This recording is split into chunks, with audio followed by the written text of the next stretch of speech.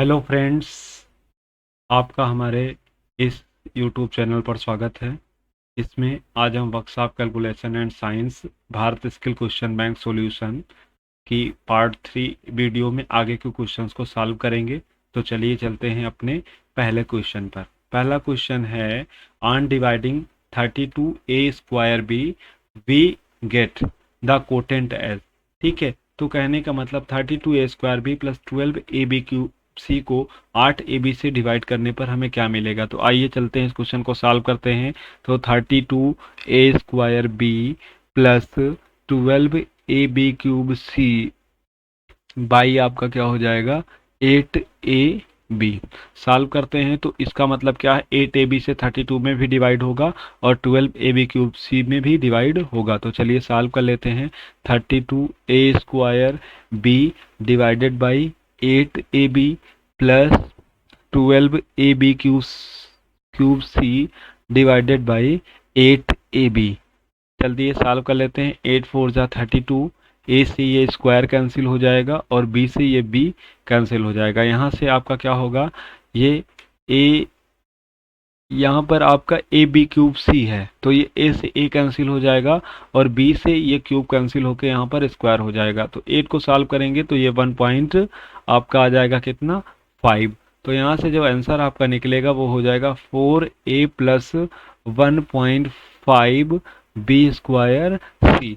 First option क्या होगा इस क्वेश्चन के लिए, करेक्ट आंसर होगा 4a प्लस 1.5b²c। कैसे आया ये आपको हमने एक्सप्लेन कर दिया। चलते हैं नेक्स्ट क्वेश्चन पर। नेक्स्ट क्वेश्चन में what is the composition of branch. ठीक है, ये मटेरियल साइंस का क्वेश्चन है तो इसमें डिफरेंट डिफरेंट जो आपके में एलॉयज हैं, ठीक है, उनकी एक कंपोजिशन आपसे पूछा जा सकता है। तो अगर पहले ब्रांच की बात कर लिया जाए तो कॉपर में आपका क्या होता है, कॉपर और प्लस टिन होता है, कॉपर प्लस टिन। ठीक है, कॉपर बेसिकली होता है 90% और टिन 10%। ठीक है, यहाँ पर आपको एक रेंज में दिया हुआ है तो इसका आपका सही ऑप्शन क्या हो जाएगा, first is the correct answer for this question. ठीक है, अगर हम चलते हैं और कुछ की बात कर लें कि कौन से किससे कौन मिलकर बना होता है, तो अगर हम ब्रास की बात कर लें, ब्रास को हिंदी में क्या बोलते हैं, ब्रास को हम पीतल बोलते हैं। तो ब्रास का में कौन कौन से तत्व मिले होते हैं, तो ब्रास में आपके कॉपर और जिंक को मिलाकर क्या बनता है, ब्रास बनता है। ठीक है, जिसमें बेसिकली अगर बात किया जाए तो 70% कॉपर होता है और 30% के रेंज में आपका जिंक होता है। ब्रास का उपयोग हम किस में करते हैं, तो ब्रास का उपयोग बर्तन बनाने में किया जाता है। किस में बनाने में किया जाता है, ब्रास का उपयोग बर्तन बनाने में किया जाता है, टू मेक वेसल्स। ठीक है, देन नेक्स्ट अगर हम बात करते हैं ब्रांच की, तो ब्रांच के बारे में आपको हमने बताया, इसमें क्या होते हैं, कॉपर और टिन का मिश्रण है। ठीक है, जिसका उपयोग किसमें किया जाता है, तो ब्रांच का उपयोग सिक्का एवं बर्तन बनाने में किया जाता है। इसका उपयोग किसमें किया जाता है, to make coins and vessels. सिक्का एवं बर्तन बनाने में ब्रांच का उपयोग किया जाता है। चलिए चलते हैं कुछ और की बात कर लेते हैं। तो अगर जर्मन सिल्वर की बात करें, क्वेश्चन पूछा जा सकता है। अगर हम जर्मन सिल्वर की बात करते हैं तो जर्मन सिल्वर में आपका क्या मिला होता है, तो जर्मन सिल्वर मिश्रण है कॉपर का, जिंक का और निकिल का। तो इसमें क्या क्या मिक्स होता है, copper plus zinc plus nickel. ठीक है, copper zinc plus nickel. German silver का उपयोग हम किस में करते हैं, तो जर्मन सिल्वर का उपयोग बर्तन तथा मूर्तियां बनाने में किया जाता है। किसमें किया जाता है, बर्तन तथा मूर्तियां बनाने में जर्मन सिल्वर का उपयोग किया जाता है। और अगर हम बात करें तो गन मेटल की बात कर लेते हैं। किसकी बात, गन मेटल की। ये भी बहुत इंपॉर्टेंट क्वेश्चन है, बार बार पूछा जाता है।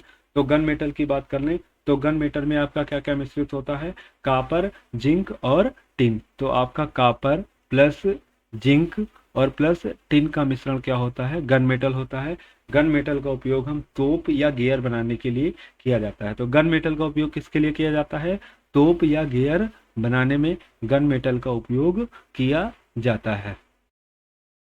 नेक्स्ट अगर हम बात कर लेते हैं तो मुंज मेटल की। मुंज मेटल किसको होता है, तो मुंज मेटल में क्या क्या मिला होता है, तो मुंज मेटल जो होता है, मुंज मेटल आपका किसका मिश्रण होता है, कॉपर जिंक और आयरन का मिश्रण होता है मुंज metal. Copper plus zinc plus iron. ठीक है, इसका उपयोग किस में किया जाता है, टू मेक क्वाइंस बनाने में। ठीक है, कॉइन बनाने में और जहाज रानी उद्योग में हम मुंज मेटल का उपयोग करते हैं। तो पहला आपका क्या हो जाएगा, कॉइन बनाने में, सिक्के बनाने में और जहाज रानी उद्योग में हम किसका उपयोग करते हैं, मुंज मेटल का उपयोग किया जाता है। देन अगर हम नेक्स्ट की बात कर लें, सोल्डर, जो बहुत ज़्यादा इंपॉर्टेंट है, सोल्डर भी काफ़ी बार पूछा जा चुका है। सोल्डर की अगर बात कर लें तो सोल्डर किसका मिश्रण है, टिन तथा लेड का मिश्रण क्या है, सोल्डर है। ठीक है, बेसिकली इसको विभिन्न विभिन्न अनुपात में मिलाया जाता है। ठीक है, इसका उपयोग कहाँ होता है, जोड़ों तथा टाका लगाने में। ठीक है, टाका लगाने में किसका उपयोग होता है, सोल्डर का उपयोग होता है। जोड़ों तथा टाका लगाने में सोल्डर का उपयोग किया जाता है। ठीक है, तो ये हमारे कुछ क्या है, कंपोजिशन है। ठीक है, जो एग्जाम की दृष्टि से बहुत ज़्यादा महत्वपूर्ण है। इसमें एक चीज़ आपको और देखना चाहिए, स्टेनलेस स्टील। स्टेनलेस स्टील का भी आपसे पूछा जा सकता है। तो अगर स्टेनलेस स्टील की हम बात कर लेते हैं तो स्टेनलेस स्टील में क्या होता है, आपका आयरन होता है, आयरन होता है, क्रोमियम होता है और प्लस निकिल होता है, और इसमें क्या मिक्सर होता है, कार्बन। तो आयरन, क्रोमियम, निकिल और कार्बन का मिश्रण कौन है, स्टेनलेस स्टील है। देन नेक्स्ट अगर हम बात कर लें, जिसको हम आर्टिफिशियल गोल्ड भी बोलते हैं। ठीक है, आर्टिफिशियल गोल्ड, ठीक है, जिसको कृत्रिम सोना या झूठा सोना कहा जाता है। ठीक है, उसको बनाने में किसका उपयोग किया जाता है, आर्टिफिशियल गोल्ड को बनाने में। तो आर्टिफिशियल गोल्ड को बनाने में कापर और एल्युमिनियम को बनाने में किया जाता है, कापर प्लस एल्युमिनियम, जिसमें 90% कापर रहता है और 10% आपका एल्युमिनियम होता है। ठीक है, इसका उपयोग किस में किया जाता है, तो आर्टिफिशियल का उपयोग आभूषण बनाने एवं मूर्तियां बनाने में किया जाता है। अगर हम बात कर लें, जो बल्ब में आपका नाइक्रोम का तार लगा होता है, तो नाइक्रोम किसका मिश्रण है, नाइक्रोम के नाम से ही आपको समझ में आ जाएगा। तो ये आपका निकिल का किसका मिश्रण है, निकिल का मिश्रण है, क्रोमियम का मिश्रण है और आयरन का मिश्रण है। तो नाइक्रोम में किसका किसका मिश्रण होता है, निकिल, क्रोमियम और आयरन। ठीक है, इसमें इसको किसके लिए उपयोग किए जाते हैं, तो इलेक्ट्रिक एवं इलेक्ट्रिक आयरन का तार बनाने में नाइक्रोम का उपयोग किया जाता है। तो ये कुछ हमारे कंपोजिशन है। ठीक है, इसका एक बार हम फिर से रिवीजन कर लेते हैं। ब्रास, ब्रास का उपयोग बर्तन बनाने में किया जाता है, जो कापर तथा जिंक का मिश्रण है। जर्मन सिल्वर का उपयोग बर्तन तथा मूर्तियां बनाने में किया जाता है, जिसमें कापर, जिंक और निकिल को मिलाकर बनाया जाता है। गन मेटल की बात करें तो gun metal copper plus zinc plus tin का मिश्रण है, जिसका तोप गियर बनाने में उपयोग किया जाता है। मुंज मेटल की अगर बात करें तो मुंज मेटल कापर, जिंक और आयरन का मिश्रण है, जिसका उपयोग सिक्का बनाने में अथवा जहाज रानी उद्योग में किया जाता है। सोल्डर, सोल्डर टिन तथा लेड का मिश्रण है, जिसका उपयोग जोड़ों तथा टाका लगाने में किया जाता है। स्टेनलेस स्टील, स्टेनलेस स्टील का आप लोग जानते ही हो यूज, जहाज के पुर्जे, मोटरसाइकिल तथा बर्तन आदि बनाने में इसका उपयोग किया जाता है, जो आयरन, क्रोमियम, निकिल और कार्बन का मिश्रण है। आर्टिफिशियल गोल्ड कापर और एल्युमिनियम का मिश्रण है, जिसका उपयोग आभूषण तथा मूर्तियां बनाने में किया जाता है। नाइक्रोम, नाइक्रोम का उपयोग इलेक्ट्रिकल हीटर एवं इलेक्ट्रिक आयरन के तार बनाने में किया जाता है, जिसमें निकिल, क्रोमियम और आयरन का मिश्रण है। तो चलिए चलते हैं अब अपने नेक्स्ट क्वेश्चन की ओर। ये वेरी बहुत ही अच्छा क्वेश्चन है। Solve root 41 minus root 21 plus, तो यहाँ पर करते हैं, बिल्कुल इसको लास्ट से सॉल्व करना स्टार्ट करेंगे। तो देखिए कैसे होगा, इसको लास्ट से स्टार्ट करेंगे तो ये हो जाएगा 41 माइनस, इसका मतलब ये पूरे भर पे क्या लगा हुआ है, अंडर रूट लगा। तो 41 माइनस, उसके बाद ये रूट, रूट के बाद ये 21 मतलब पूरे भर पे लगा हुआ है, प्लस रूट 19 माइनस, अब देखिए इस रूट 9 को हम बाहर ले लेंगे तो इसका क्या हो जाएगा, -3। ठीक है, ब्रैकेट आपका ये लग जाएगा, ये आपका वैसे ब्रैकेट लग जाएगा, फिर आपका ये दूसरा ब्रैकेट लग जाएगा। चलते हैं, और ये आपका तीसरा ब्रैकेट है। ठीक है, तो यहाँ से हम स्टार्ट करते हैं। तो यहाँ से आपका हो जाएगा 41 माइनस रूट, ये आपका ब्रैकेट में 21 और प्लस आपका हो जाएगा 19 माइनस 3 मीन्स हो जाएगा आपका 16, और 16 का रूट लोगे तो आपको कितना मिलेगा, 4। तो इस तरीके से आपका दूसरा ब्रैकेट क्लोज हो जाएगा। फिर आगे चलते हैं, हम स्टार्ट करने, इसको सॉल्व करते हैं। तो यहाँ से हो जाएगा 41 माइनस, यहाँ से अगर हम बात करते हैं तो रूट 21 और प्लस 4, 21 प्लस 4 25 हो जाएगा। 25 का स्क्वायर रूट लेंगे तो आपका कितना बचेगा, 5। ठीक है, अब हम नेक्स्ट स्टेप में 41 माइनस 5 करते हैं, तो आपका रिमाइंडर बचेगा 36, और 36 का अंडर रूट लेने पर आपका कितना आंसर आ जाएगा, 6। तो इसलिए इस क्वेश्चन को सॉल्व करने पर कितना हमारा आंसर आ जाएगा, हमारा आंसर 6 आएगा। चलिए नेक्स्ट क्वेश्चन की ओर बढ़ते हैं। In blast furnace what is added to remove impurities of oxide. तो ब्लास्ट फर्नेस में ऑक्साइड की अशुद्धियों को हटाने के लिए किसका उपयोग किया जाता है? कोक का उपयोग किया जाता है। ठीक है, किसका उपयोग किया जाता है? ब्लास्ट फर्नेस में कोक का उपयोग किया जाता है। नेक्स्ट क्वेश्चन की ओर बढ़ते हैं। नेक्स्ट क्वेश्चन हमारा क्या है? नेक्स्ट क्वेश्चन है complete the identity sine A minus B equal to. तो sine A minus B equal to आप लोग को पता है क्या होता है? Sine A minus B equal to आप लोगों को पढ़ाया गया ट्रिग्नोमेट्री में, आपका होता है साइन ए कास बी, और फिर आपका क्या होता है? साइन ए कास बी और minus cos A sine B, minus cos A sine B. तो देखिए यहाँ पर हमारा कौन सा ऑप्शन सही हो जाएगा? Sine A cos B minus cos A sine B, sine A cos B minus sine B cos A, first is the correct answer for this question. चलिए अब हम आगे क्वेश्चन की ओर बढ़ते हैं। दूसरे इसमें आपको इंपॉर्टेंट बात याद रखनी है, इस तरीके से आप साइन ए प्लस बी, कास ए माइनस बी और कास ए प्लस बी सारे फार्मूले आप लोग को लर्न होने चाहिए। देन नेक्स्ट क्वेश्चन की ओर हम बढ़ते हैं, नेक्स्ट क्वेश्चन की तरफ। नेक्स्ट क्वेश्चन हमारा है 29 नंबर क्वेश्चन।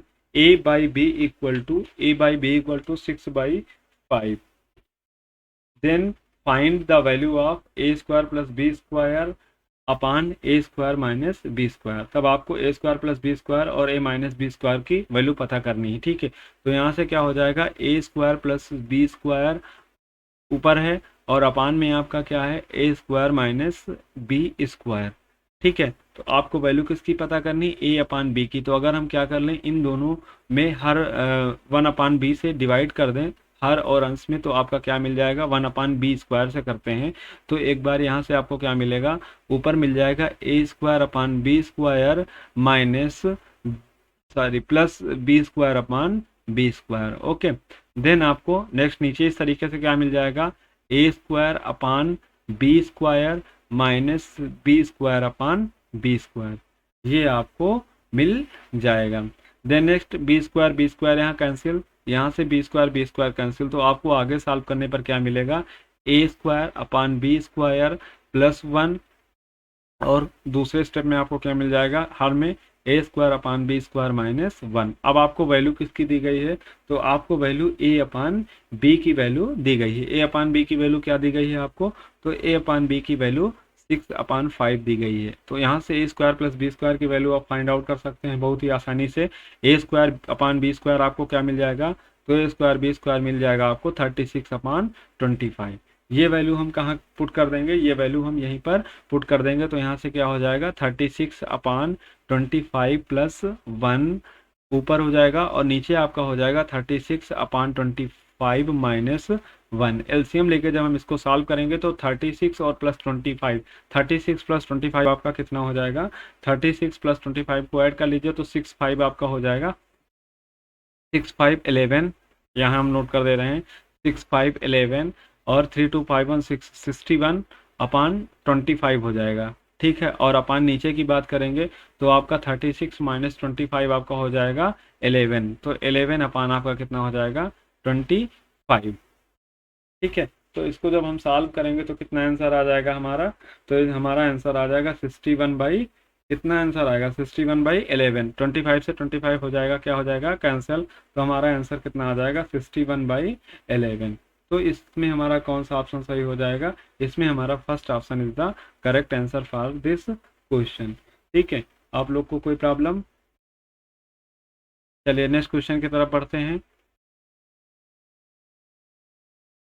यहाँ पर 27 नंबर क्वेश्चन में ऑक्साइड की ब्लास्ट फर्नेस में ऑक्साइड की अशुद्धियों को हटाने के लिए क्या मिलाया जाता है? तो यहाँ पर क्वेश्चन हमसे गलत हो गया, मिस्टेक हो गया है, कोक ना करके लाइम स्टोन होगा। तो इसको सही कर लीजिए। ब्लास्ट फर्नेस में ऑक्साइड की अशुद्धियों को हटाने के लिए चूना पत्थर मिलाया जाता है। ठीक है, ब्लास्ट फर्नेस आपको हम एक वीडियो में अच्छे से एक्सप्लेन करेंगे, अदरवाइज वीडियो बहुत लंबी हो जाएगी।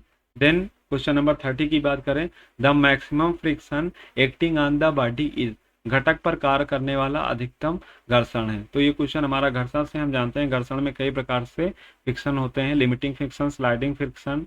ठीक है, तो बेसिकली क्या होते हैं लिमिटिंग फ्रिक्शन और स्लाइडिंग फ्रिक्शन। स्लाइडिंग फ्रिक्शन कब वर्क करता है, जब वस्तु गतिमान हो जाती है, और लिमिटिंग फ्रिक्शन कब लगता है, जैसे ही वस्तु गतिमान होने वाली हो रही होती उस दौरान हम हमारा कौन सा बल लगता है, कौन सा घर्षण बल लगता है, लिमिटिंग फ्रिक्शन लगता है। और सबसे अधिकतम फ्रिक्शन फोर्स कौन होता है, लिमिटिंग फ्रिक्शन होता है। जब वस्तु गतिमान करने वाली ही होती है उस समय जो घर्षण बल लग रहा होता है उसको लिमिटिंग फ्रिक्शन बोलते हैं, और लिमिटिंग फ्रिक्शन का मान सबसे ज्यादा अधिकतम होता है। तो maximum friction acting on bodies क्या है आपका, लिमिटिंग फ्रिक्शन। देन हम नेक्स्ट क्वेश्चन की बात करते हैं।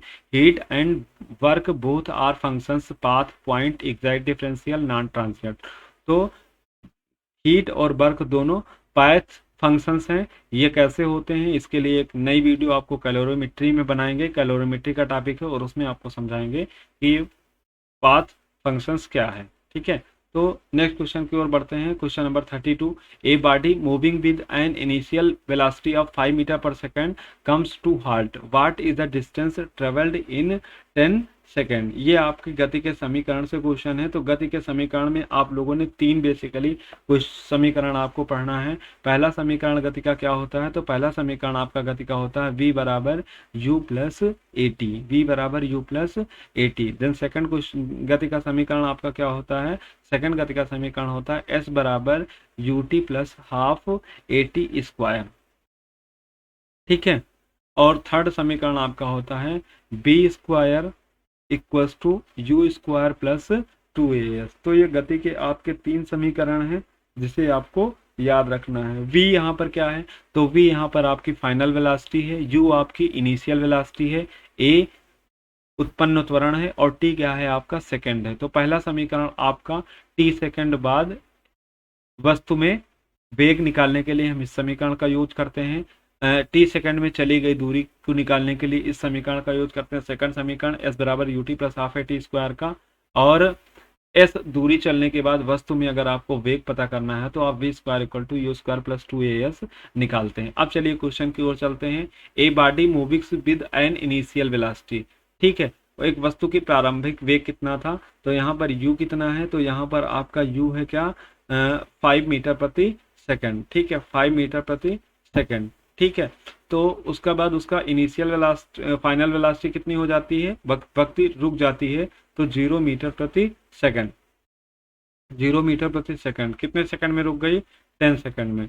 तो यहाँ से आपको पता होना चाहिए कि जब वस्तु का वेग घट रहा होता है तो उस समय वहां पर जो एक्सीलरेशन लग रहा होता है उसको हम मंदन त्वरण भी कहते हैं, और इसको माइनस से नोट करते हैं। तो यहाँ पर ए की वैल्यू क्या होगी, माइनस में होगी।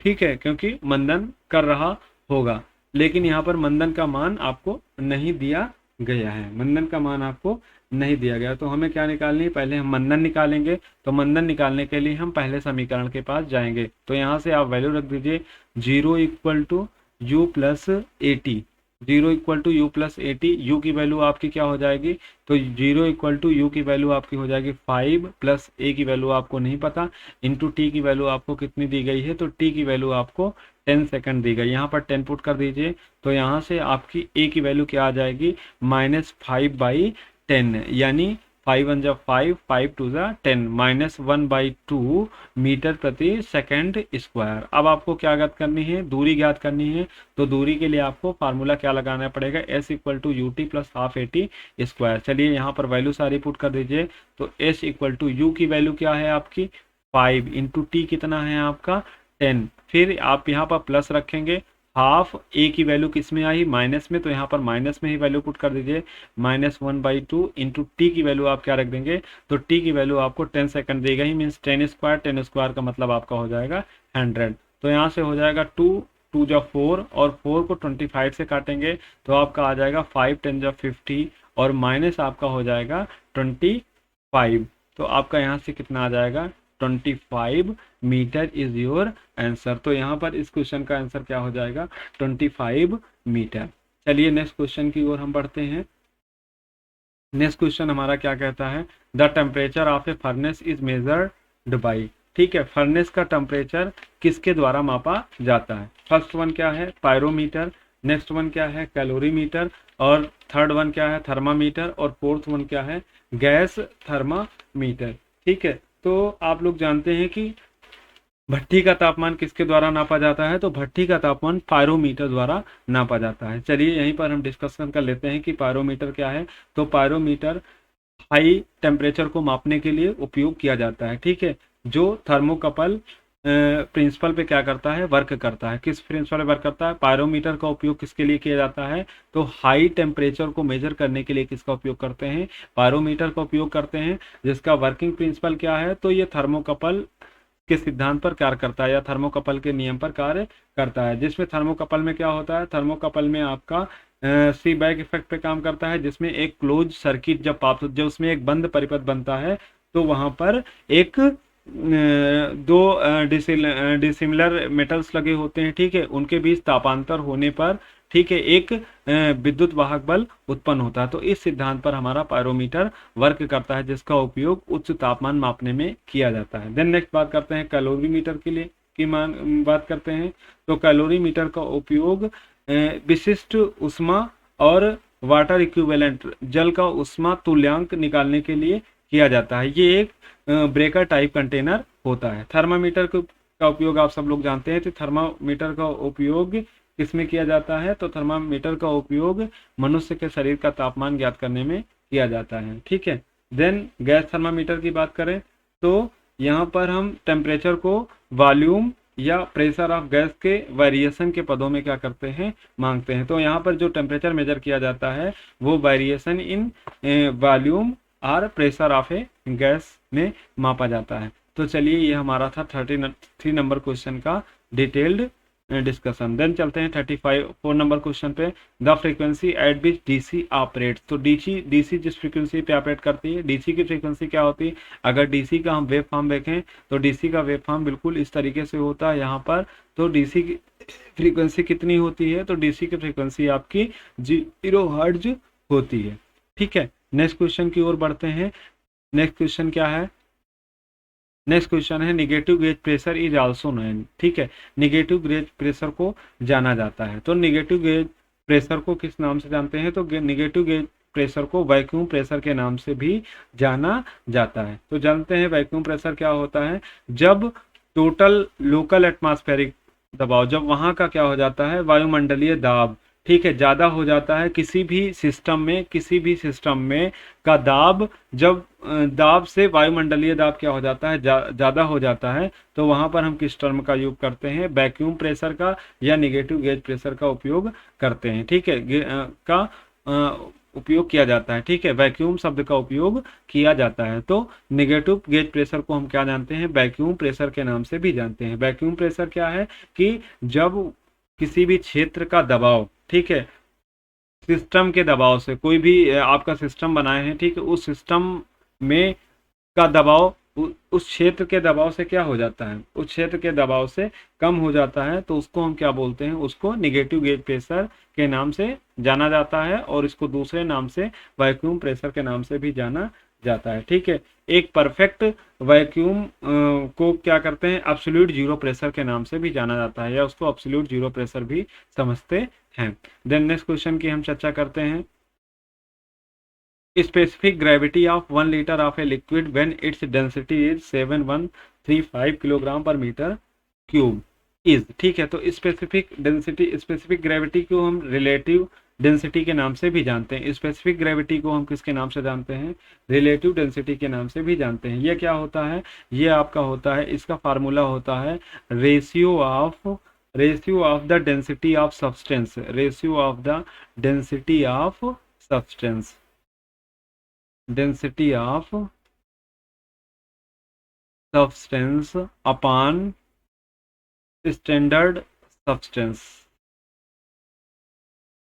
स्टैंडर्ड सब्सटेंस, ठीक है। ये आपका स्पेसिफिक ग्रेविटी का या रिलेटिव डेंसिटी का फार्मूला होता है। अब देखिए हम इस क्वेश्चन को सॉल्व करते हैं। तो आपको पता है कि 1000 लीटर बराबर कितना होता है? तो 1000 लीटर बराबर आपका होता है 1 मीटर क्यूब, ठीक है। 1000 लीटर बराबर कितना होता है? 1 मीटर क्यूब, ठीक है। तो आपको 1 लीटर बराबर कितना हो जाएगा? तो 1 लीटर बराबर हो जाता है 1/1000 मीटर क्यूब, ठीक है। तो आपको पता है 1 मीटर क्यूब की डेंसिटी कितनी है? 1 मीटर क्यूब के लिए डेंसिटी कितनी दी गई है? 1 मीटर क्यूब के लिए डेंसिटी आपको दी गई है कितनी? 1 मीटर क्यूब डेंसिटी है आपकी 7135। ठीक है, तो आपको कितने का ज्ञात करना है, 1 लीटर का, यानी 1/1000 मीटर क्यूब का। तो 1/1000 मीटर क्यूब की डेंसिटी कितनी हो जाएगी, 7135/1000। ठीक है, तो जब इसको सॉल्व करेंगे तो हमारा कितना आ जाएगा, 0.7135। 0.7135 इज द करेक्ट आंसर। तो इसलिए इस क्वेश्चन का आंसर हमारा कितना हो जाएगा, 0.7135। चलते हैं, तो आज के लिए इतना ही। आपको धन्यवाद, वीडियो को देखने के लिए धन्यवाद। अगर आपको वीडियो अच्छी लगी हो तो इसको सब्सक्राइब और लाइक अवश्य करें। जय हिंद।